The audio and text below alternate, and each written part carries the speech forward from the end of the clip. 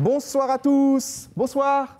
Voilà. Et ben, je pensais qu'ils allaient vous applaudir quand même, parce que quand même après une victoire, large victoire face à Guingamp, 5-1. Bonsoir à tous. Bienvenue sur TLM bien sûr et sur le site olympiquelyonnais.com pour cette émission, tant qu'il y aura des gones. Exceptionnellement, j'ai pris la place de Michel Bernini, qui est retenu à l'étranger. Mais lui, je vous le dis, il a gardé sa place, il est toujours là et il n'est pas prêt de lâcher. C'est Nicolas Putebois. Bonsoir Nicolas. Salut Razik, salut à tous. Je m'accroche. Il faut s'accrocher dans ce. Je suis titulaire, en 2016 pour pouvoir toujours être là en 2017. Vous savez, les places sont chères. Oui, c'est vrai. Et pour me remplacer, Nabil Ben Youssef. Bonsoir Nabil. Bonsoir. Justement, moi, je prends la place de titulaire et on verra si je peux la garder ou pas. C'est tout ce que je vous souhaite en tout cas, Nabil. Et notre invité, Sylvain Monsoro. Bonsoir Sylvain. Bonsoir. Merci d'avoir accepté l'invitation. On est très heureux de vous revoir ici à Lyon. Avec plaisir, moi aussi. Allez, messieurs, on rentre dans le vif du sujet. Comme je disais tout à l'heure, on va évoquer cette large victoire, 5-1 au Parc Olympique Lyonnais face à Guingamp. Ce que je vous propose, c'est de regarder la composition, le 11 de départ. Est-ce que vous avez été, vous, surpris hier soir lorsque vous avez vu ce 11 aligné par Bruno Genesio? Nabil. Écoutez, je pense comme tout le monde, on a été déjà surpris par la non-titularisation de Bedimo. Voilà, on s'est rendu compte contre le PSG qu'il avait fait un gros match. Contre Caen, 2 semaines avant, il avait fait un gros match aussi. Là, il est sur le banc. Bon, voilà, on ne comprend pas trop, mais ce sont d'autres choix que sportifs, à mon avis. Je vois que Nico n'approuve pas tout à fait. Non, ce n'est pas une surprise. Je me doutais que Bruno allait faire ce genre de choix. On sait ce qui se passe en ce moment avec Bedimo, la reconduction de son contrat. Il fait profil bas, pourtant, il essaye de se mettre à la disposition du groupe. Donc, c'est vrai qu'il aurait mérité par rapport à ses performances, on est d'accord. Mais dans la politique et dans la philosophie du club aujourd'hui, moi, ça ne m'étonne pas que Jérémy Morel, même s'il est meilleur en défenseur central, avec le retour de Samuel Mtiti et de Nyanga Mbiwa, ça ne m'étonne pas qu'il ait mis Morel à gauche. Sylvain, est-ce que vous avez été surpris, vous, de voir Henri Bedimo sur le banc, ou pas spécialement?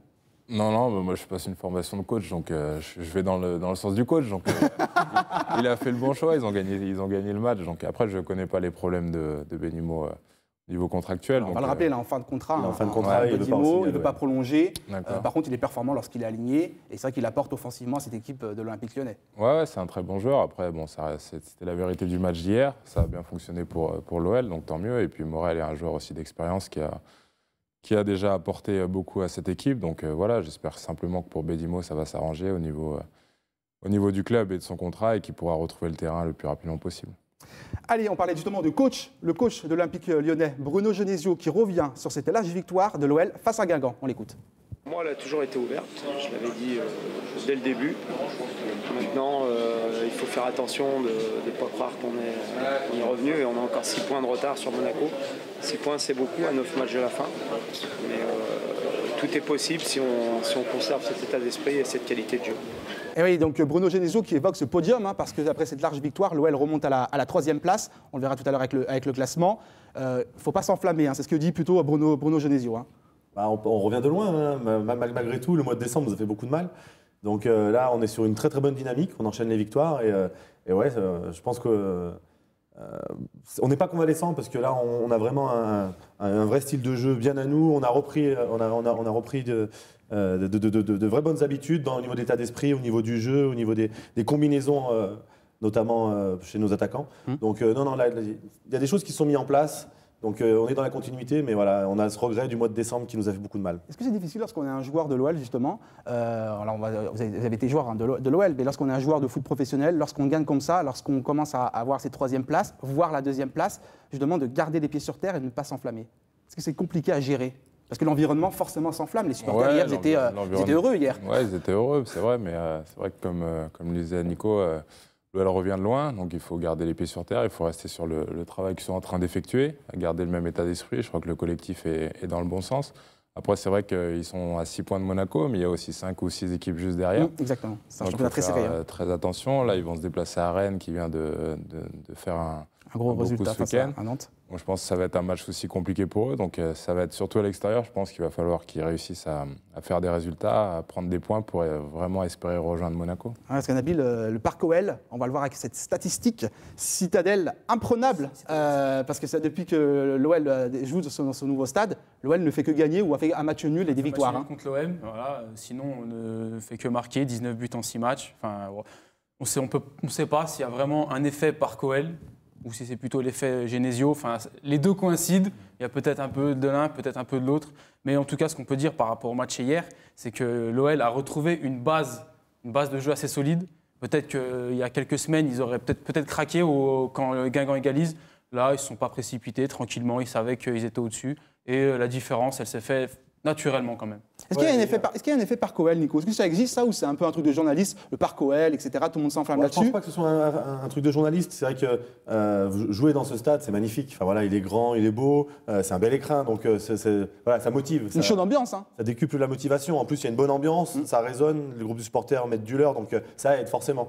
Après, je pense que pour en revenir au match d'hier, très franchement, au bout de 5 minutes, on savait que l'OL allait gagner ce match-là. Guingamp égalise, mais voilà, sur une erreur de Morel qui veut jouer à l'expérience et qui ne le fait pas très bien.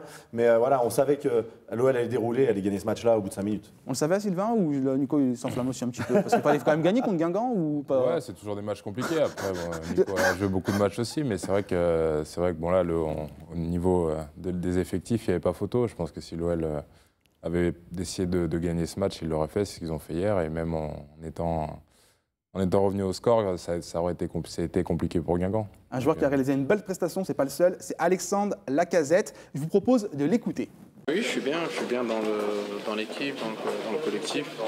Je pense que ça se voit sur le terrain et les buts récompensent mon travail que je fournis au quotidien. Donc tant mieux pour moi et tant mieux pour le groupe.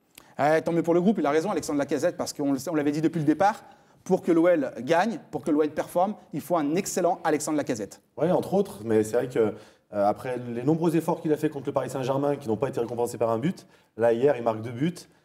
Pour en parler de la faiblesse de Guingamp, le deuxième but qu'il marque, il est tout seul dans les 6 mètres et il marque du pied au ras du sol. Enfin voilà, c'est le genre de but normalement à haut niveau, ça se voit pas quoi. On le voit là, regardez, vous avez vu Alexandre Lacazette a marqué hier.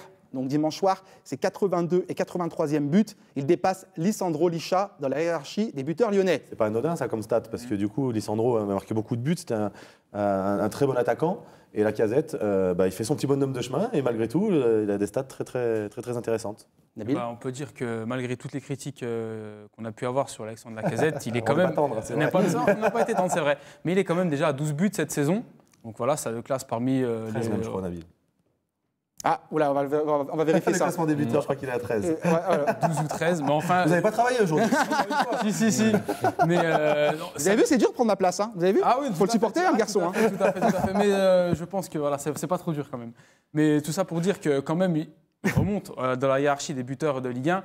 Et ce qui prouve quand même qu'il reste là. Même s'il est peut-être moins bon que la saison dernière, il reste à un niveau très performant quand même. Est-ce que justement c'était justifié ou injustifié les critiques à l'égard d'Alexandre Lacazette? Comment vous l'avez perçu, vous, de l'extérieur? Non, je pense que tout le monde attendait à ce qu'il réédite ce qu'il avait fait la saison passée.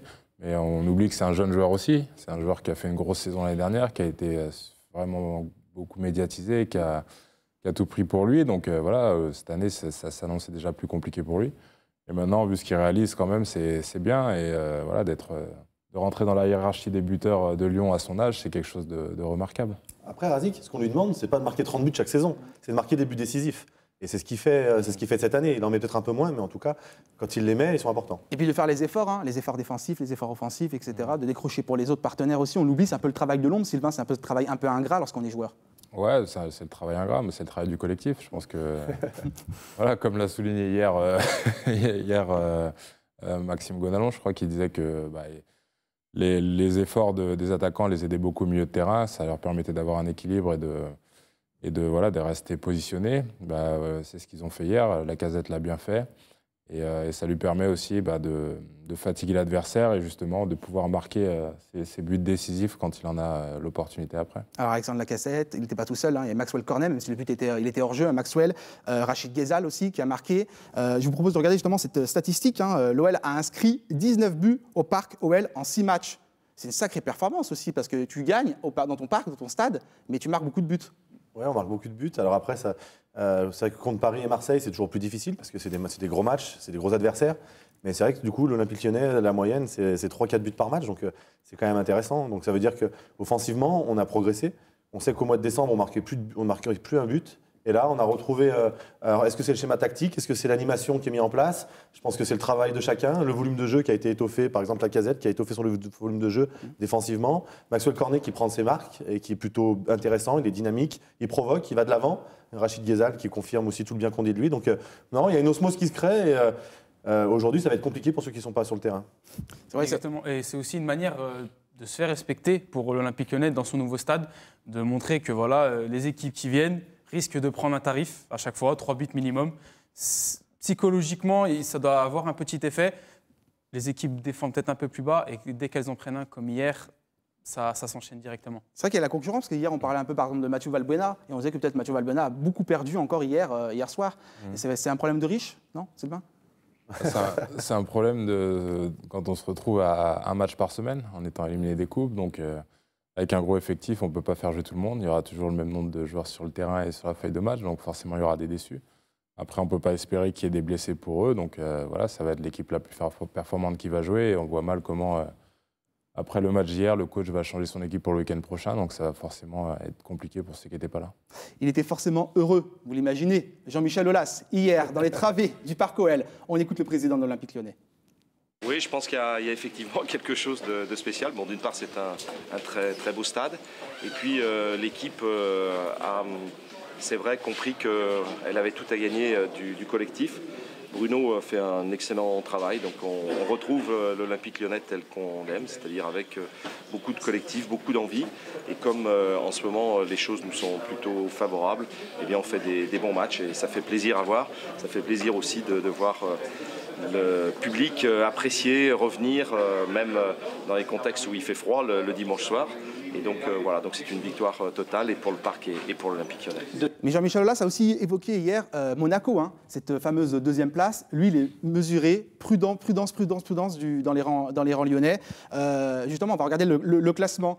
Pour vous, selon vous, l'OL peut-il encore viser cette deuxième place ou c'est cuit déjà? Alors mathématiquement, on peut la viser, parce qu'on sait qu'il y aura une opposition Monaco-Paris Saint-Germain et à la 37e journée, un Lyon-Monaco.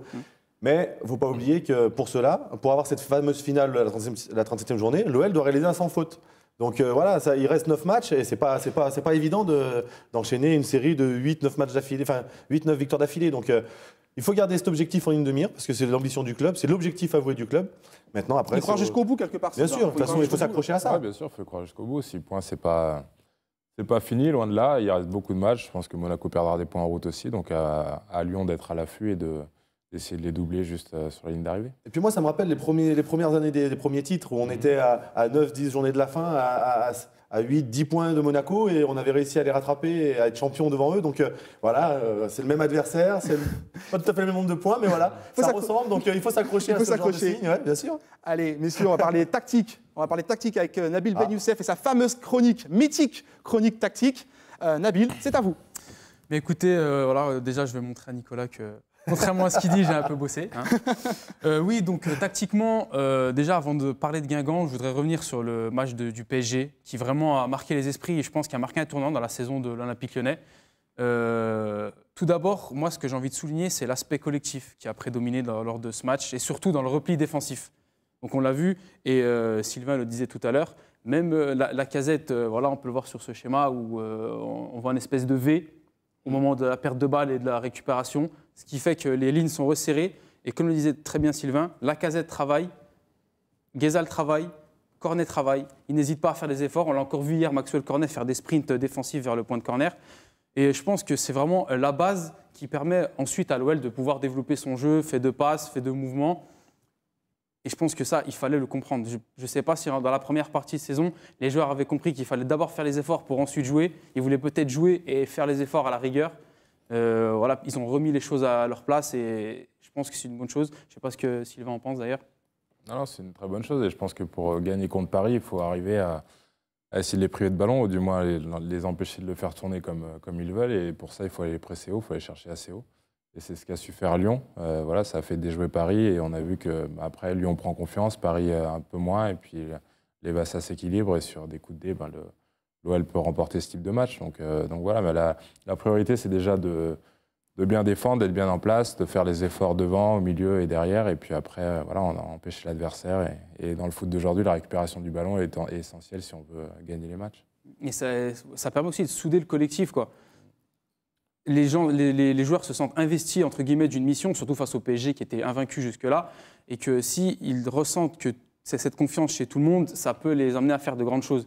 Et à partir du moment où ils ont fait ce genre de performance, par la suite, ils ont un peu moins de crainte, un peu moins de pression, un peu plus de confiance dans leur jeu. Et on l'a vu hier soir, hein, ça a assez bien déroulé quand même. Justement, après le PSG, place à Guingamp. Place à Guingamp après le PSG, oui, donc on l'a vu dans le match d'hier.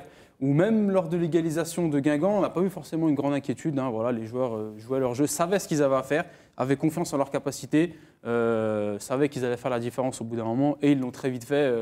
Nicolas l'a remarqué très tranquillement. 2-1, 3-1, 4-1, voilà, etc.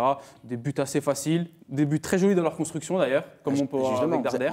Exactement, bonne transition. On a parlé des buteurs et on a parlé d'un excellent joueur de football, Sergi Darder. Sergi Darder, hein, tout le monde doutait un peu de lui à son arrivée, il a mis du temps à s'acclimater. On voit le geste là d'ailleurs. Continue, voilà. Allez-y Nabil. Donc lui-même l'a clamé, hein, il avait un peu de mal avec cette Ligue 1 un peu plus physique que la Liga, du mal avec la langue, à s'adapter à ses nouveaux coéquipiers, à son jeu, etc.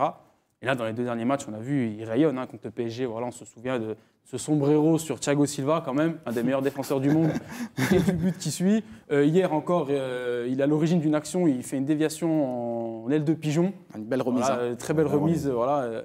Et même, il rayonnait dans le jeu. Hier encore, il a 18% seulement de ballons perdus. Regardez, la remise de Darder, comme dit Razek Brick, ça pue le foot. Voilà, et ben, ça sent très fort le foot, en effet, oui. Il perd encore, voilà, comme je disais, 18% de ses ballons hier, ce qui est vraiment très peu pour un milieu de terrain. Et on l'a senti vraiment, c'était lui le patron de l'entrejeu hier soir. Donc, il y avait de la qualité technique sur le pré du Parc OL, Nabil. Ah oui, il y avait beaucoup de qualité technique. Hein. Surtout, Darder montre vraiment ce qu'est le foot espagnol et ce qu'il peut apporter à l'OL. Et on voit justement un ancien espagnol, il habite toujours en Espagne, mais même s'il est entraîneur des jeunes gardiens de l'OL, quelle qualité technique de Nogon. Même un gardien, Nico Pulbois, reconnaît la qualité technique. Bon, on a du temps pour apprécier tout ça. Nous, on n'est pas capable de faire tout ça, donc on sait apprécier. Est-ce que vous acquiescez justement, parce que là, c'est cette chronique un peu tactique, est-ce que vous acquiescez les propos de Nabil à son analyse? Je trouve que c'est très intéressant, en effet. Notre premier rideau défensif, c'est nos attaquants. Et chose qu'on ne faisait pas très bien en début de saison, mais qu'on s'est mis à faire. Et forcément, si nos attaquants font le premier rideau défensif, on récupère le ballon plus haut, ce qui nous permet de l'exploiter et de nous procurer des occasions. Plus on récupère haut, si on arrive à récupérer le ballon dans le camp adverse, forcément, on aura la possibilité d'y arriver plus vite dans la surface adverse. Ensuite, par rapport à Darder, il joue dans la verticalité, il joue de l'avant, il sent le foot, comme on dit, il pue le foot, c'est vrai. Voilà, techniquement, il est à l'aise. Ça fait plaisir de le dire. Hein, une fois qu'il s'est acclimaté, là, on sent en plus, il a fait l'effort, il parle français, donc on le sent mieux dans ce groupe-là. Et puis, c'est un joueur qui va de l'avant, quoi. Voilà, il aime le foot, qui va vers l'avant, et ça se voit. Donc, c'est pas qu'une histoire finalement de système tactique, c'est aussi une histoire d'animation, Sylvain. C'est souvent le cas, en fait. Et de bien-être aussi. Je pense que, comme disait Nico, c'est un joueur qui est arrivé d'un nouveau club, d'un nouveau championnat, donc il y a forcément une phase d'adaptation. Et aussi bien pour Lacazette que pour Darder, il y a le collectif qui va mieux, donc forcément les individualités ressortent. Parce que moi, j'avais vu Lyon contre Angers, je crois, à domicile. Personne ne savait trop ce qu'il faisait, que ce soit n'importe quel joueur. Donc là, dans un collectif plus... mieux huilé, où tout le monde sait ce qu'il doit faire, on voit tout de suite les qualités de chacun et c'est ça que ça profite aujourd'hui à Lacazette, à Darder et à l'ensemble des joueurs lyonnais. Et après, c'est plus facile de s'épanouir dans un climat de victoire. Là, on a retrouvé une sérénité quand même. Et les victoires appellent la bonne ambiance et la bonne ambiance appelle les victoires et la bonne humeur entre nous. On va faire les efforts pour le copain plus facilement quand on gagne, quand on se sent bien. Et c'est ce qui se passe aujourd'hui à l'OL. Un cercle vertueux. Un joueur qui était à côté de Sergi Darder, c'est Clément Grenier.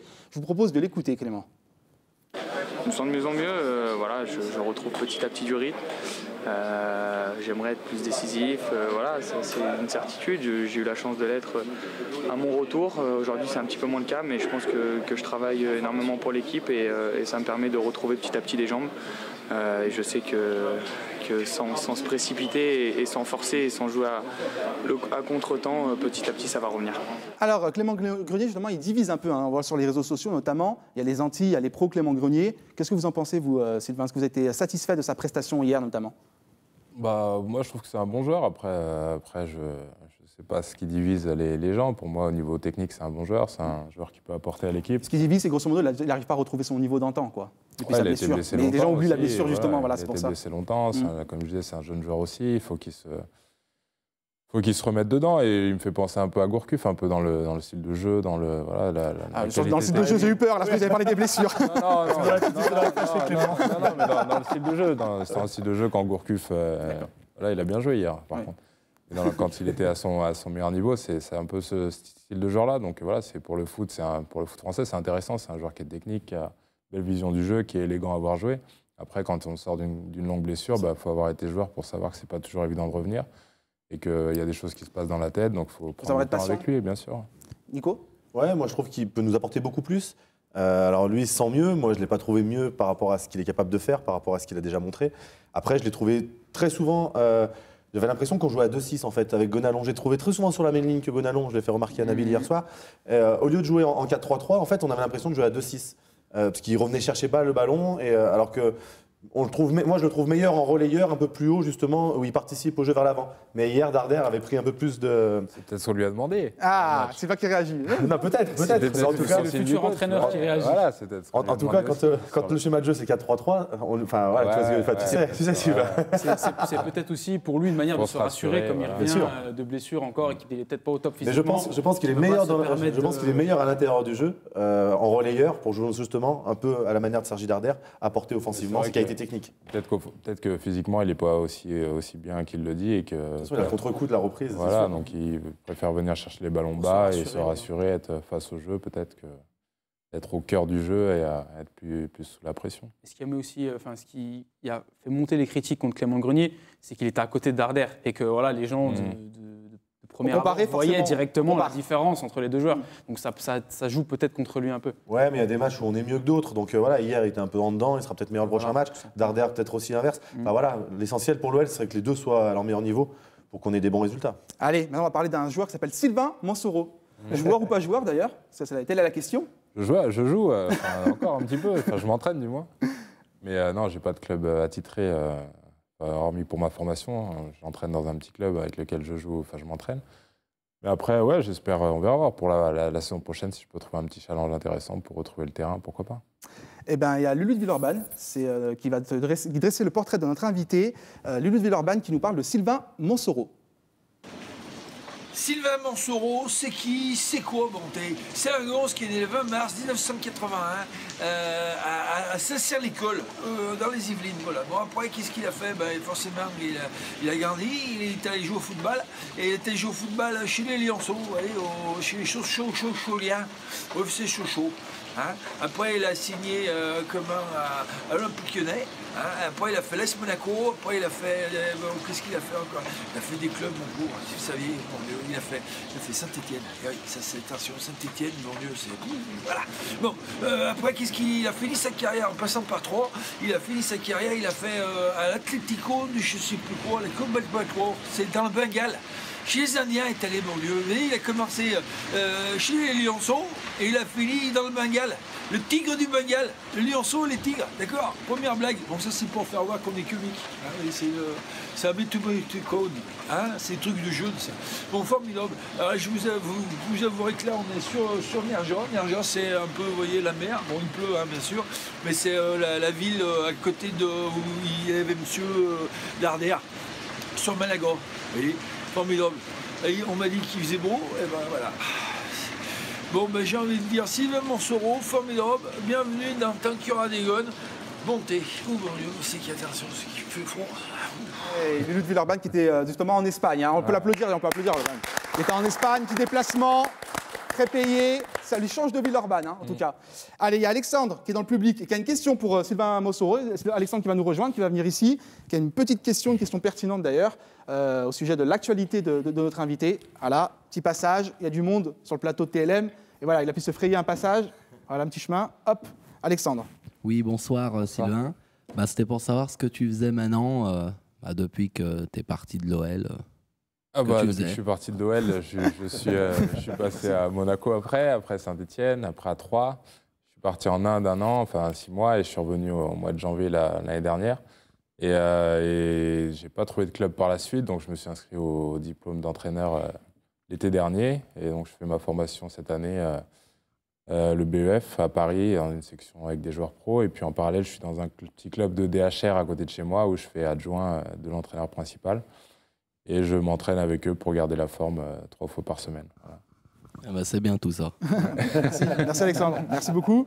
Alors justement, il y a une autre question aussi, c'est un internaute qui n'a pas pu se déplacer, un internaute d'Olympique Lyonnais, on va à .com, on va voir la question.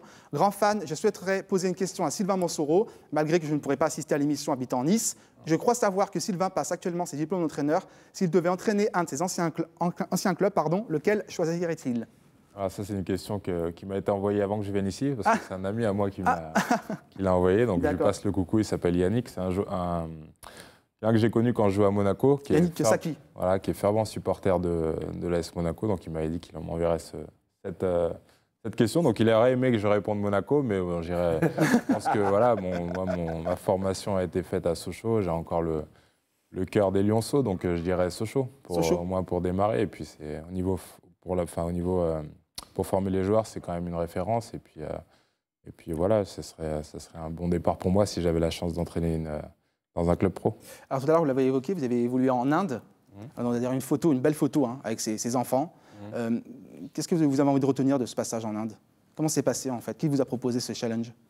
En fait, c'est un agent qui s'appelle Bruno Satin, que j'ai connu durant ma carrière et qui s'occupait à l'époque de tous les joueurs étrangers pour ce nouveau projet. Donc c'était la première édition de l'Indian Super League. Et qui m'a demandé si ça m'intéressait. Et c'est vrai qu'au début, avec curiosité, j'ai dit pourquoi pas. Et c'est vrai qu'en arrivant là-bas, j'ai découvert vraiment quelque chose de sympa, autant au niveau du pays, des gens, des Indiens, et de l'organisation de ce tournoi. C'était vraiment quelque chose qui m'a marqué, notamment les rencontres que j'ai pu y faire, la façon de vivre des gens. C'est quelque chose qui vous remet un peu sur place quand on vient d'Europe, parce que c'est pas du tout on n'a pas l'impression d'être sur la même planète. Et au niveau culturel, au niveau des gens, de la gentillesse des gens, les gens sont accueillants. Et voilà, donc au niveau footballistique, c'était pas le même niveau qu'en Europe. Maintenant, les stades étaient pleins. On a joué dans les stades de. J'ai vu des images justement, c'est impressionnant. C'était vraiment une grosse ambiance et les gens ont suivi. Vous avez gagné? Et on a gagné, donc voilà, c'était quelque chose d'assez sympa. Et puis voilà, la fête qu'il y a pu avoir après notre victoire, on s'est retrouvé dans un centre commercial, genre la Pardieu, où tout était bondé, mais rien que pour nous, et c'était quelque chose d'assez exceptionnel. Ouais. Et finalement, après, vous n'avez pas pu rester? Comment c'était Le championnat s'est terminé. Après, moi, j'ai demandé à retourner. Ce qui s'est passé, c'est que Bruno s'est pas occupé que d'un club cette année-là. Et en fait, le recrutement des autres clubs se faisait à partir de l'entraîneur en place. Donc, comme il y avait des Brésiliens, pas mal d'entraîneurs de nationalités différentes, il n'y avait pas beaucoup de Français, donc ça a été compliqué pour retourner. Allez, une autre question publique, c'est pour Kevin. Alors, on va demander à Nabil de lui apporter le micro. Voilà, Nabil, on va faire travailler, parce que c'est bien beau de parler tactique, mais il faut un peu travailler. Kevin, qui est en plus un fidèle de l'émission et qui a une petite question. Kevin. Bonjour Sylvain. Bonjour. J'aimerais savoir si vous aurez aimé jouer dans le Parc OL, parce qu'on sait que quand vous étiez à Lyon, le projet était à ses débuts. Voilà, bonne question. Ouais, bonne question. Je pense qui n'aurait pas aimé jouer dans ce stade. Alors, j'ai pas eu l'occasion encore d'aller le voir, je l'ai vu qu'à la télé, mais c'est vrai que c'est des stades modernes, c'est un gros investissement, un gros apport pour le club et pour l'équipe qui a la chance d'y jouer. Comme le disait tout à l'heure Nico, c'est vrai que ça motive. Et voilà, c'est dans ce genre de stade qu'on aime jouer quand on est joueur. Et nous, on a connu Gerland, c'était déjà pas mal, mais on aurait aimé, pourquoi pas jouer dans ce stade. Un Sylvain Mossoro peut-être sur le banc au Parc OL, pourquoi pas? Ouais, on verra dans quelques années. On verra bien. Quand Nico va faire son jubilé, il va le faire au Parc OL. Ça fait longtemps qu'il doit faire son jubilé, Nico, mais... Il va m'inviter. On entend parler depuis longtemps de ce jubilé, mais on ne l'a jamais vu. Ça s'organise. C'est super long. Il y a tellement de stars qui doivent venir. En tout cas, on va remercier le public. On va remercier surtout les étudiants de l'ECMA, qui sont présents et qui ont voulu assister à cette émission. Et puis, on va parler de Rennes, parce qu'on en a parlé tout à l'heure. Rennes, maintenant, il va falloir se déplacer. C'est bien de gagner à domicile, c'est bien d'être troisième, mais il va falloir confirmer au Stade Rennais. Ça va être compliqué, hein. Ouais, et puis en plus, ils sont sur une bonne dynamique eux aussi. Depuis l'arrivée de Roland Courbis, ils gagnent des matchs. Alors au début, de les gagner un peu. Oui, vous êtes gentil avec Roland. Au début, il gagnait pas beaucoup. Au début, il gagnait avec des CSC. Il a réussi à piquer la place. Il a réussi à piquer la place de Montané. Et là, maintenant, c'est vrai qu'il y a. Vous retrouvez votre de procureur. Ça fait plaisir. Ça me dérange. J'ai envie de critiquer, mais je vous laisse la place. Non, mais du coup, il commençait à gagner des matchs grâce au CSC. Et puis là, au fur et à mesure, sa philosophie se met en place et on retrouve un Stade Rennais qui a un très bel effectif. qui se remet à jouer. Donc on y arrive, on va pas les rencontrer à la meilleure des périodes. Non, justement, déjà, on va retrouver Johan Gourcuff. C'est très bien, les anciens joueurs comme ça aiment bien jouer des mauvais tours à leurs anciennes équipes. Et Mehdi Zéphane aussi. Mehdi Zéphane. Il a déjà fait l'aller, lui. Il a déjà fait l'aller, oui. Aussi le jeune Dembélé, qui a 18 ans, qui vient de mettre un triplé. 9 buts, déjà. Ah, oui, non, mais c'est vraiment un phénomène pour la Ligue 1. Voilà, il est facile techniquement. Tous les grands clubs européens le suivent. Et il faudra vraiment les surveiller. Paul-Georges Ntep, qu'on n'oublie pas non plus. Ils ont vraiment un effectif de qualité. Rosicky. Oui, le Polonais aussi. Rosicky, 8 buts. Ah non, souvent, mais mais... ils ont des bons joueurs. Ils ont Quintero encore. Ils ont vraiment de très bons joueurs. Ils ont eu un passage à vide parce que Philippe Montagnier n'a pas réussi à faire prendre la mayonnaise. Mais là, pour le coup, ils arrivent à mettre quelque chose en place d'intéressant et ils sont dangereux. Sylvain, danger. Attention, Rennes, 5e. Ouais, 44 points. Danger, c'est toujours difficile d'aller jouer à Rennes. Et un Rennes dans ces conditions, avec un Courbis qui va arriver à les sublimer et qui sait que ça va être un match important aussi pour eux. Donc ça va être un gros match. En plus, c'est sur Canal, je crois. C'est un match de 21h. Donc voilà, les joueurs sont présents et ça va être compliqué pour Lyon, ce match-là. Et pas surpris justement par l'effet Courbis? Vous pensez que Courbis était capable de, comme d'habitude, je pense que jouer les pompiers de service? C'est quelqu'un qui sait faire, qui sait remobiliser une équipe, redonner la confiance et je pense que c'était un challenge qui pouvait lui convenir. Et d'ailleurs, il le démontre. C'est quelqu'un qui a beaucoup d'expérience et qui est dans le milieu reconnu. Donc voilà, il réalise un beau travail. Après, il faudra voir sur la suite, sur la durée. Monaco recevra Reims pendant cette journée et Nice se déplacera à Montpellier. Est-ce qu'il faut surveiller les autres équipes ou faut se concentrer que sur notre propre adversaire? J'aurais tendance à dire qu'on devrait se focaliser que sur notre jeu et rien que notre jeu. Parce que de toute façon, on a notre destin entre les mains. Si on applique les consignes avec les qualités de l'effectif, voilà, on n'a pas à rougir, hormis peut-être pas face au PSG, mais bien qu'on les a battus au Parc OL. Mais voilà, après, si on se concentre sur nous-mêmes, si on reste sérieux, si on met tous les ingrédients qu'il faut, c'est-à-dire l'état d'esprit, être sérieux tactiquement, faire les efforts les uns pour les autres, voilà, normalement, même si on a un adversaire face à nous qui peut nous poser des problèmes comme Rennes, l'OL a les capacités de répondre à ce genre d'adversité. Sauf que l'OL a du mal à l'extérieur cette saison aussi. C'est compliqué pour l'OL. Comment l'expliquer ça? Comment une équipe a réussi mieux à domicile qu'à l'extérieur? C'est vrai que c'est difficile à chaque fois d'expliquer, d'analyser. Je crois qu'hormis Paris, il y a beaucoup d'équipes qui sont dans ce cas-là. C'est une bonne réponse. Bonne réponse. Il peut être coach finalement. C'est toujours pareil. Après, il n'y a pas tellement d'écart dans les équipes de Ligue 1. On le voit au classement. Et c'est un championnat très serré. Donc les équipes à domicile sont souvent accrocheuses, bien en place, motivées. Et pour l'équipe qui vient de l'extérieur, c'est pas évident de prendre des points. Mais quand on voit l'armada offensive justement de l'Olympique Lyonnais, on se dit comment ça fait que cette armada arrive à réussir au Parc OL et ne réussit pas à l'extérieur. Un Alexandre Lacazette a du mal à marquer à l'extérieur, par exemple. Les équipes, quand elles viennent accueillir l'OL, sont un peu plus resserrées quand même. Ils font vraiment attention. Ils savent que le danger peut venir de partout. Lacazette a encore ce statut de meilleur buteur de Ligue 1 la saison dernière. Donc il est, je pense, un peu plus surveillé que la plupart des autres attaquants de Ligue 1. Et ça peut aussi expliquer la difficulté des attaquants à faire la différence. Ça peut l'expliquer, mais après, le seul joueur qui marque autant à domicile qu'à l'extérieur, c'est Ibra. Donc Ibra, il n'y en a pas 50 en Ligue 1. Mais tout le respect que j'ai pour Lacazette, c'est pas Ibra non plus. Donc c'est un jeune joueur qui progresse, qui a des matchs aussi, il perd un peu sa concentration. Je l'ai vu sur 2-3 matchs où on a l'impression qu'il est plus trop dedans. Oui. Donc c'est vrai que ça lui fait perdre aussi des fois, il manque un peu de lucidité. Et ça, il va l'acquérir avec l'expérience. Et dans 5-6 ans, ce sera un joueur qui sera capable de faire marquer des buts à domicile, à l'extérieur. Et il sera, je pense, dans un grand club européen. Il a 24 ans, c'est vrai. On lui en demande beaucoup, certainement, parce que certainement dû à la bonne saison de l'année dernière. Mais après, normalement, il faut gravir les échelons étape par étape. Là, on lui en demande beaucoup par rapport à la saison dernière, c'est sûr. Alors, on parlait d'Alexandre Lacazette, on a parlé de Clément Grenier, ce n'est pas prévu au programme de notre émission, mais on peut parler aussi de l'Euro 2016. Est-ce que vous pensez que c'est des joueurs qui peuvent participer ou qui doivent participer à l'Euro, ou c'est compliqué pour vous, Sylvain? Question qui tue. C'est un peu la question qui tue. Je pense toi. Non, je sais pas.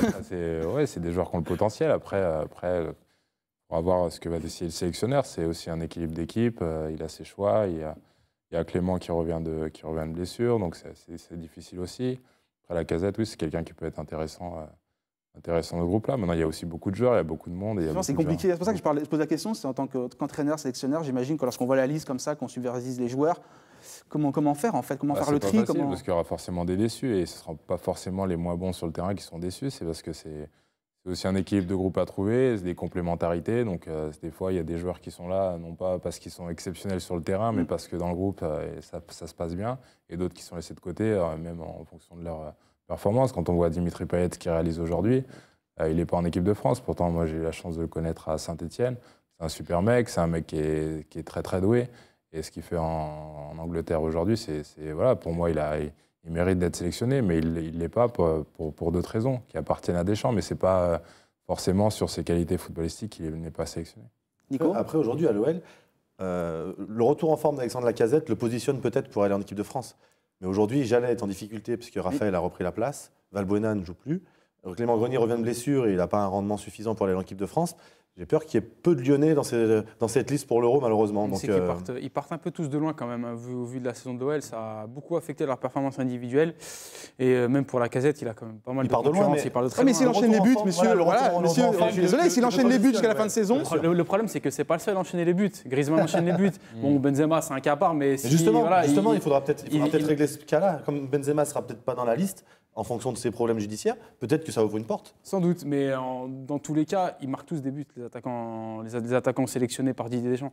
Donc oui, Lacazette, c'est un bon buteur, mais c'est un buteur parmi tant d'autres. Est-ce que, voilà, par rapport à son profil aussi, par rapport à sa complémentarité avec d'autres joueurs, est-ce que voilà, tout cela... Nabil est pessimiste, aucun lien. Je suis pessimiste. Je suis assez pessimiste quant à la présence de Lyonnais dans la liste. Ancien Lyonnais. Oui, les joueurs actuels... Il y sera. Oui, parce que quelque part, on peut se dire...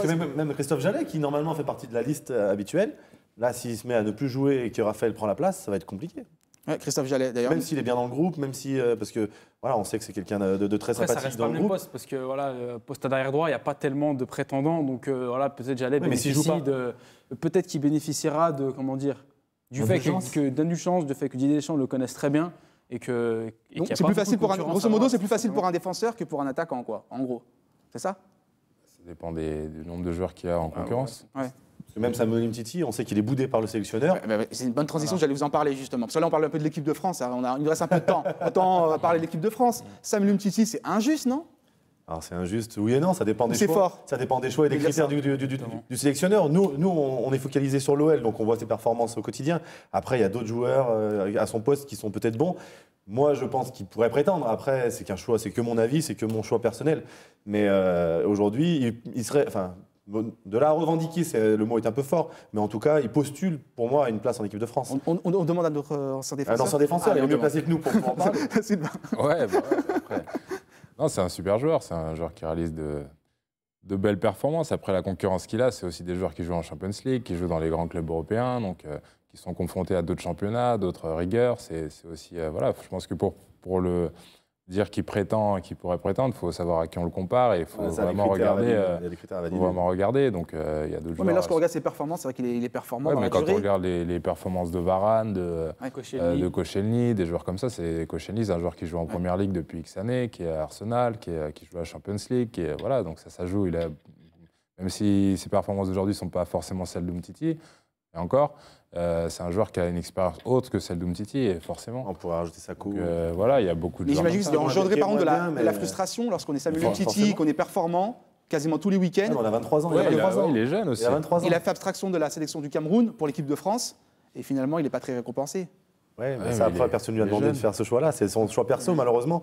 Et le sélectionneur, Justement, plutôt que de penser à frustration, à 23 ans, il devrait. Pour moi, c'est un joueur qui est international en puissance et qui, justement, si on le met à ce type de comparaison aujourd'hui à 23 ans, pour lui, c'est tout bénéfice. Et dans 2-3 ans, ce sera peut-être lui le titulaire au poste et ce sera peut-être lui qui fera une Coupe du Monde. C'est ses concurrents, le même âge, quoi. Varane, Koscielny, ils ne sont pas très vieux non plus. Donc, Koscielny un peu plus peut-être.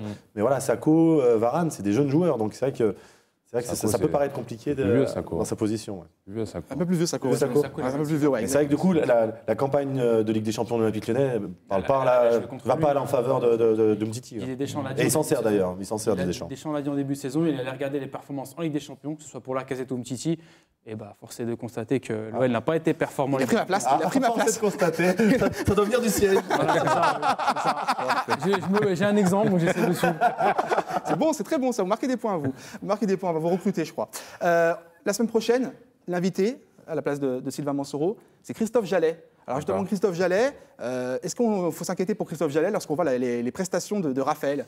Ou pas du tout, il ne faut pas en faire trop non plus là-dessus? Moi, je serais un peu plus confiant pour Jallet que pour les autres joueurs de l'Olympique Lyonnais. Ouais. Voilà, Jallet a quand même une certaine expérience.